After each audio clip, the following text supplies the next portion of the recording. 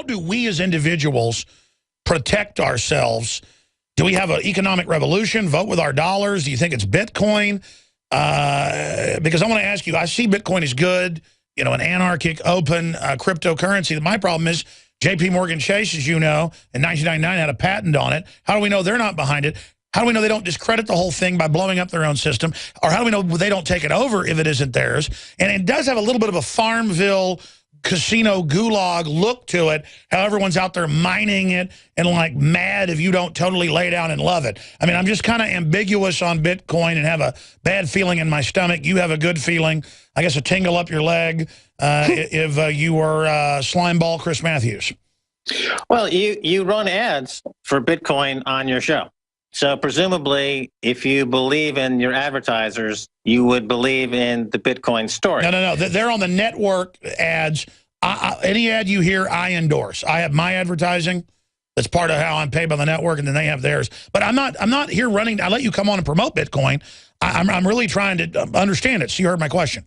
Yeah. Okay. So I agree that it's difficult to, it doesn't have a warm and fuzzy quality about it that you can easily embrace. It's very kind of difficult to fathom because there's many moving parts to it. But it's based on encryption, and encryption gave us Edward Snowden, who was a tremendous whistleblower, should have been Time Person of the Year, and revealed an incredible amount of documents that are still being revealed that are completely playing havoc in the halls of power around the world. That's all based on encryption. You've got guys like Kim.com in New Zealand, who was taken down by the MPAA with a SWAT team assault. No, I get it. These are revolutionary Guy Fawkes in every sense of the way. Okay, so let me carry this through. So encryption is the key to understanding what makes Bitcoin appealing.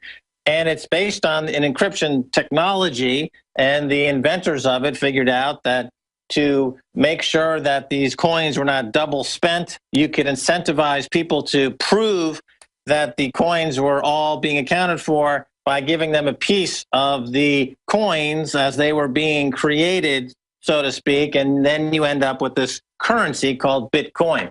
And initially, it was a curiosity amongst the technology groups, but since situations like Cyprus happened, where you had the bail-ins that you mentioned earlier, people are looking for a place to store value. Gold and silver are problematic because, number one, the prices are being manipulated through artificial selling, and it's hard to move a lot of gold and silver. It's very heavy and it's obvious to see. Where you could put $100,000 on a thumb drive or in a Mind wallet or a paper wallet and walk across any border and take your money with you. That's what a lot of Chinese people are doing who are escaping China. Sure. Or a few collector coins or some art that the idiot TSA doesn't know is worth $5 million. Okay, so let's go back, go into this J.P. Morgan situation, because I agree with you that that is problematic, because they came out this week and said that they were renewing a patent that they have on virtual currencies. As you know, I'm the only one in the world that has 4 patents on virtual currencies, particularly the key patent 595176. And you are the creator of Bitcoin. No, I'm not. Bitcoin is an evolution in virtual currencies from what I did in the 90s to now this cryptocurrency. It's a really remarkable break and an achievement in the field of virtual currencies. But I know this area very well. Oh. And so you've got this J.P. Morgan that's trying to resurrect some old patents. And this is what I see is going to happen. J.P. Morgan and others will try to stop Bitcoin by engaging in a patent war or a copyright war, the same way the record industry has tried to stop file sharing of music by attacking people on the basis of their violating copyright law. So I think J.P. Morgan and these other banks will use patent law to try to disrupt the flow of Bitcoin. They don't have a case. It's their patents don't really compete with Bitcoin. But look how Congress just passed a law banning the printing of 3D guns. I mean, I really don't see how they can do that. I don't see them, they're using technology to enslave us, but I don't see them being able to block us using technology to empower us, just like they can't shut down the alternative media. That only makes us that much hotter. So how do you see them trying to win? Well, I think they'll try to attack the merchants and the exchanges by, and you know, they just passed, or they're in the process of passing these global trade deals like TPP, Trans-Pacific Partnership. That gives corporations, if you looked into this, I'm sure you covered on your show recently. Above government power. totally above government power. So they can say that this patent that JP Morgan claims to have dominion over is now going to be applied through the corporate powers of TTP globally. And anyone who tries to do a merchant deal or an exchange, we're going to attack them claiming a patent violation. It'll be a completely spurious suit. It'll be a patent troll suit. There'll be no merit whatsoever, but it'll be backed by billions of dollars. And remember, in the case of copyright in the MPAA, they chased Chris Dodd of the MPAA, hounded Aaron Swartz to the point where he killed himself. They'll stop. Oh, they really killed him. He was getting married and everything. They killed him. His father said at the funeral that the government hounded my son to death. So anyway, that's Chris Dodd. He's a murderer, but he's typical American politician. I don't think anyone should be surprised about that. That's what they. Well, I want to say this: the ruling elite are getting more and more lazy, and that's why I think we're going to end up having a giant war. I mean, bottom line, where do you see this going? Because Bitcoin has survived. I want to go to calls. It has survived some big plunges to go back up. I just see it like the tulip mania or something, where it's getting a little bit foaming at the mouth here. I think the analogy to tulips is incorrect. Tulips, you really can't make the comparison at all. For a lot of reasons, but the price appreciation is really the first inning. Okay, well, what about derivatives? I mean, what about derivatives? I mean, I get what gives Bitcoin its value. I know it's an agreed upon mode of exchange, and so I want to shadow the power of the Federal Reserve. It's just that intrinsically, people say, well, are you for gold back? Or are you for fiat currencies? Well, I can debate both systems openly. I'm not wedded to one or the other. Anything's better than what we've got right now if people are educated about it and the amount of it's controlled and it's transparent, right?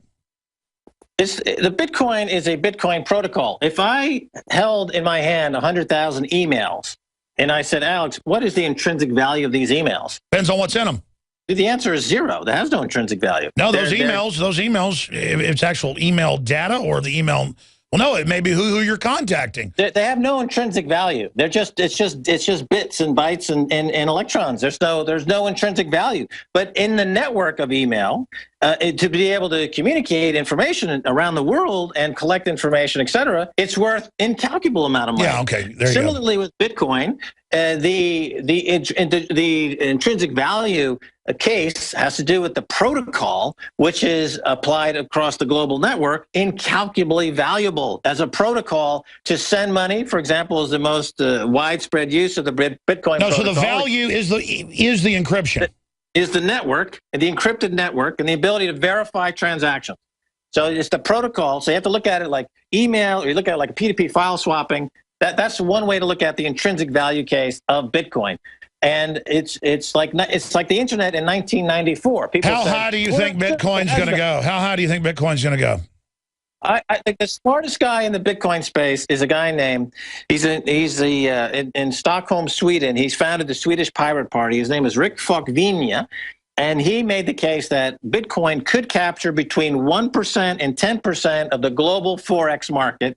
That's the foreign exchange market, which it has an implied value per Bitcoin of between 100,000 and $1 million per Bitcoin. You said he was. He is. He's the smartest guy. Well, I want to get him on.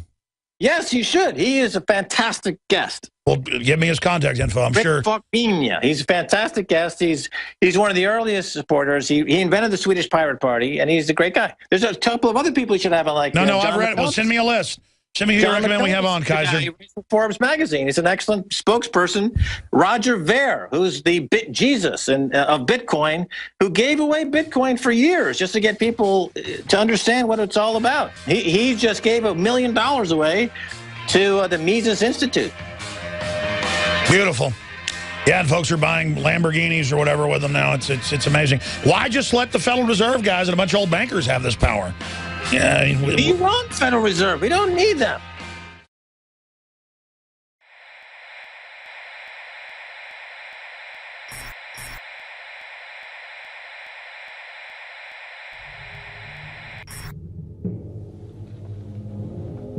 The InfoWars crew absolutely loves coffee because we love being awake. And I am somewhat of a connoisseur of coffee. So many times you go to a restaurant or even to a coffee shop and the coffee tastes like garbage. And in all the different coffees I've tried, my favorite is grown in the high mountains, in shade, Arabica, on the border with Guatemala in southern Mexico by the Chiapas farmers. I make sure we've done the research. I make sure it's the very best product that we can offer you when I put my name on it. And I believe, and it's my taste, so you may differ, that this is the best coffee in the world from southern Mexico. Wake Up America Patriot Blend, 100% organic, Arabica shade grown. And then we have the Immune Support, 100% organic coffee, infused with a special type of mushroom known to boost the immunity. This coffee is seriously so smooth. I normally have to douse my coffee with cream and sugar and cinnamon and all kinds of tasty treats, but this, I drink this black. It is so good. Well, that's why I like it, is that it has a kick, it has really good caffeine in it, it has a good clean wake up that lasts for a long time, doesn't give me a headache, but it's so smooth, it's so delicious. Just try it out for yourself. I'm telling you, this is my favorite coffee. We went through a lot of trouble to bring you this. Just try it, and I think you'll be hooked like we are here at InfoWars. Well, folks, find out for yourself and support the information war today. It's all available at InfoWarsLife.com or by calling toll-free 888-253-3139.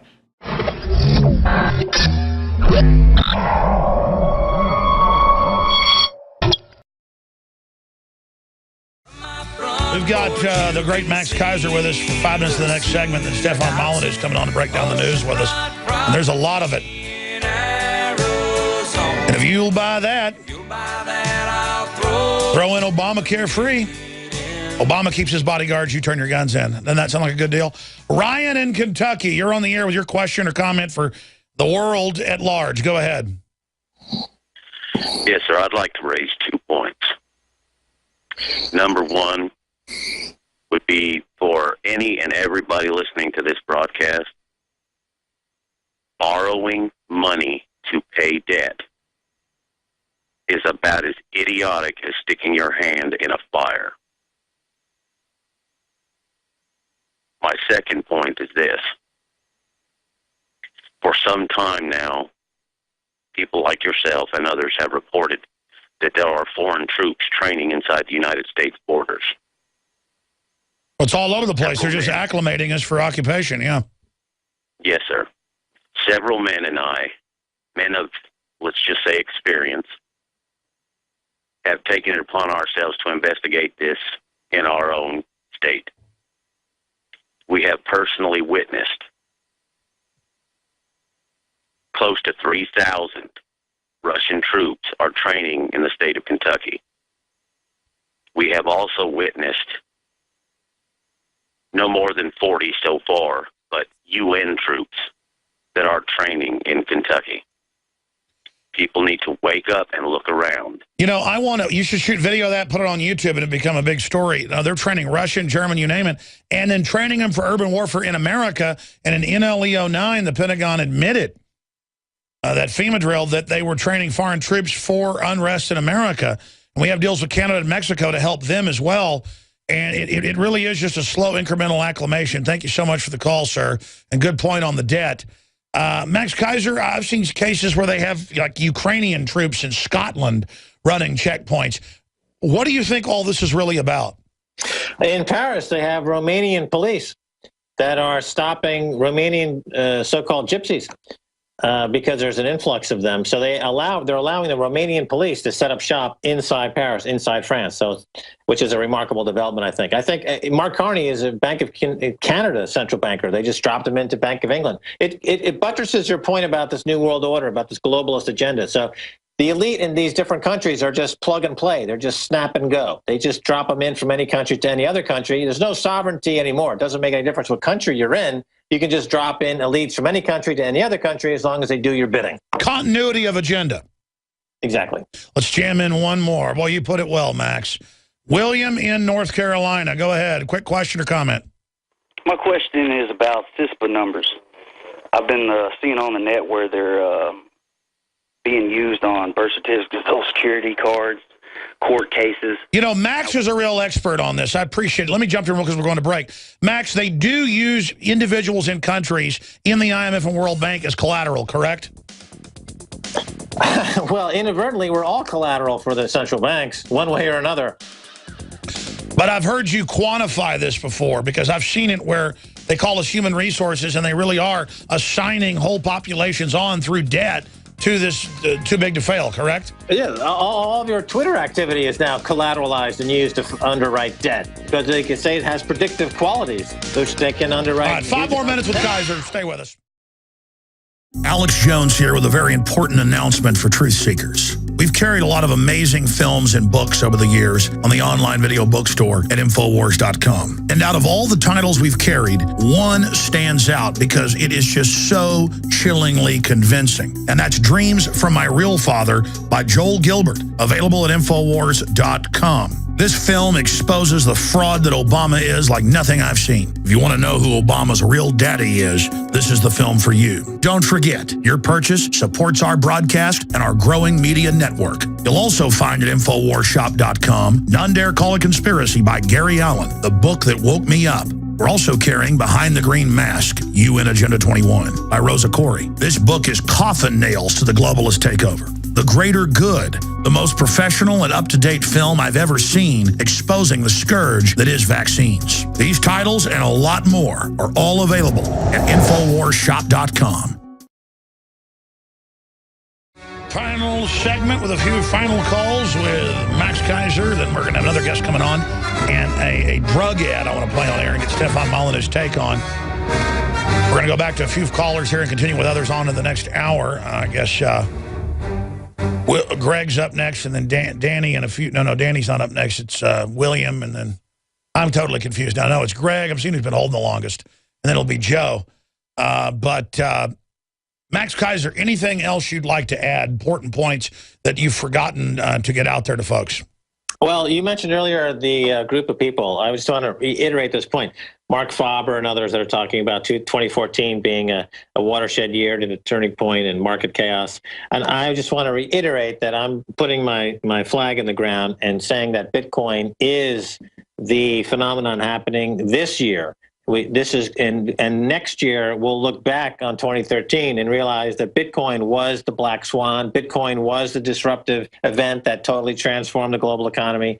And we won't be able to make that statement until this time next year, looking back and say that's truly what happened. But I just want to make sure I go on record as saying that I believe that all those people are correct. I believe they're missing the true elephant in the room, and that is Bitcoin. They're missing the Bitcoin factor. I believe they are because they sense that there is this epic change coming. I've talked about it on your show many times, as many have. But I think that the emergence of cryptography, as it has changed the surveillance industry, changed the global alliances, is bleeding into currencies, and that's a huge event. It's the biggest event in currencies in hundreds of years. Well, when you've got 85 to 1, 100 to 1, 200 to 1 profit to loss ratios, or you've got stock ratios where the company's making no money, but it's valued 100 times its supposed profits, we're in deep trouble. Here's that Dave Stockman clip that we talked about from Bloomberg. And the thing is, now what we talk about is even invading dinosaur media. Here it is.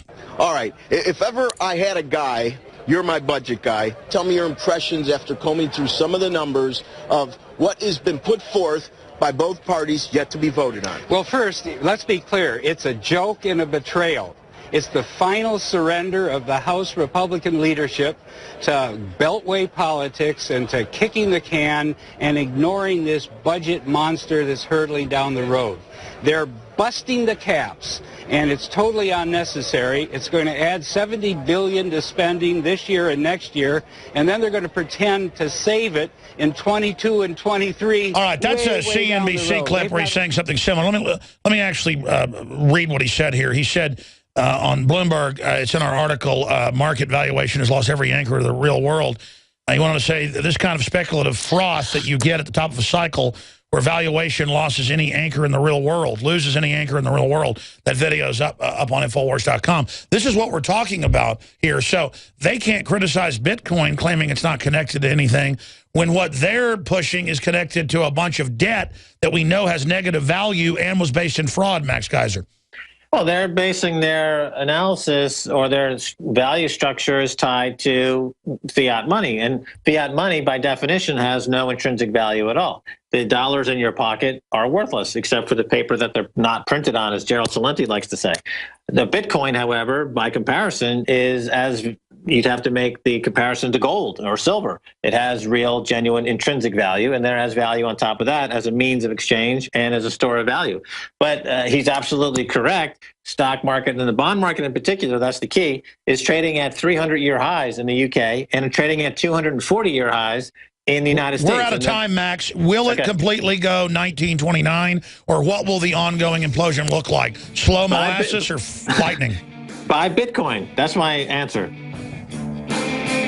I know, but I understand you've said that. But I mean, how bad do you think it's going to get? It's either going to be a complete and utter write down of this bad debt in a deflationary depression, or they're going to go be like China and print $1 trillion a month, and then it's hyperinflation. And I think the answer is hyperinflation. I don't think they're going to take their foot off the accelerator. Max Keiser, thanks for the time. We'll talk to you soon.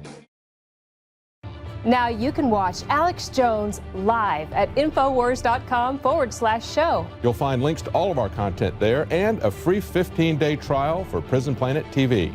You can also browse the network, the InfoWars Nightly News, and over 60 movies and documentaries all together in one place. You can watch the Alex Jones radio show live as it happens. So check it out, Infowars.com/show.